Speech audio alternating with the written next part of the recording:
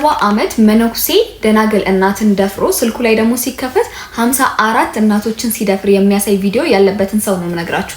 ይኸውላችሁ ከሳምንት በፊት የተፈጠረ ታሪክ ነው ይሄ ታሪክ።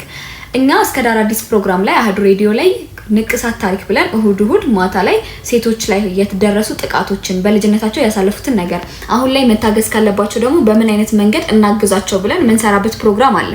እዛ ፕሮግራም ላይ ከሳምንት በፊት ተደውሎ አንድ እናት ጧፍ ከሚሸጡበት ቦታ የማታ ጉባኤ ካለቀ በኋላ አንድ ወንድማችን በየራሱ መጥራት አልፈልግም። አንድ ወንድ መጥቶ እናቴ ልሸኙት አሁን መሽቷል።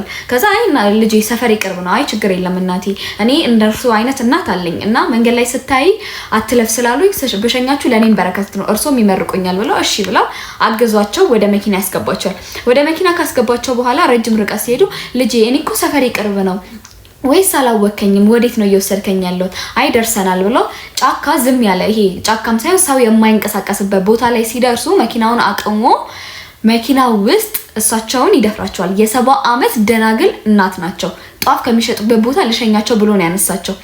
ደፍሯቸው ሲደፍራቸው ቪዲዮ ይቀርጻል ለራሱን ማለት ነው። ምን አይነት ሜንታሊቲ ይሄ ሰይጣን ካልሆነ እኔ ምን አይነት ሜንታሊቲ እንዳለው ማላቀም።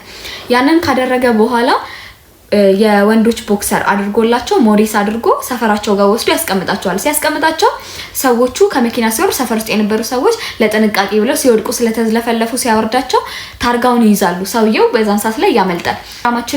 ፕሮግራማችን ላይ ከመጣ በኋላ አቀረብ ነው። በጣም ልብ የነካ ታሪክ፣ ሁሉንም ያስለቀሰ ታሪክ ነበረ። ብዙ ሴቶች ሲደፈሩ እኛ ፕሮግራም ላይ ቀርቧል።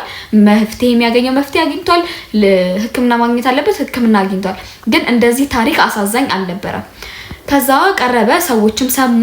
ርብርብ ተደርጎ ሌላ እናትን ሊሸኝ ሲል ልክ እንደዚህ ብሏቸው ሊሸኝ ሲል ታርጋውና መኪናውን ተጠራጥረው ከርቀት ደግሞ የዛን ቀን ያዩት ሰዎች ተረባርበው ይሄ ሰውዬ ይዙታል። ሲይዙት ልጁ ነጠላ ሚለብስ አቋሙ በጣም የተስተካከለ በስነ ስርዓት ማትገምቱት አይነት ሰው ነበርና በፍጹም እኔ አይደለሁኝም ሰው ተመሳስሎባችሁ ነው ብሎ ኳዳቸው። ሲገዳቸው ፖሊሶቹ ተጠርጣሪ ስለሆነ ወደ ፖሊስ ጣቢያ እንሂድና ቼክ እናደርጋለን አሉት። ፖሊስ ጣቢያ ከሄዱ በኋላ ስልኩ ሲከፈት 54 እናቶችን ሴቶችን አይደለም ይሄ አይናችን አይቶ የሚያስጠላ ተሳስተን ነው የሚያስብሉ አይነት ሴቶችን አይደለም እናቶችን ሲደፍር የሚያሳይ ቪዲዮ አስቀምጧል። ከዛ ሰውየው ተያዘ። የፍርዱ ሂደት አሁንም በሂደት ላይ ነው። እናትየዋ በጣም ታመዋል። እንቅልፍ መተኛት አልቻሉም። አሁን እገዛ እየተደረገላቸው ነው። እገዛ ማድረግ መፈልጉ ካላችሁ ከታች እስከ ዳር አዲስ የሚል ፔጅ ሜንሽን አደርግላችኋለሁ። እሱ ፔጅ ላይ ገብታችሁ እሳቸውን ማገዝ ትችላላችሁ። አሁን የመጣውበት ፖይንት ይሄንን ንቅናቄ አልቀበልም ያላችሁ፣ ስለዚህ አሁን ላይ ይሄንን ንቅናቄ አንቀበልም ይሄንን ነገር አናደርግም የምትሉ ሰዎች ምንድናችሁ?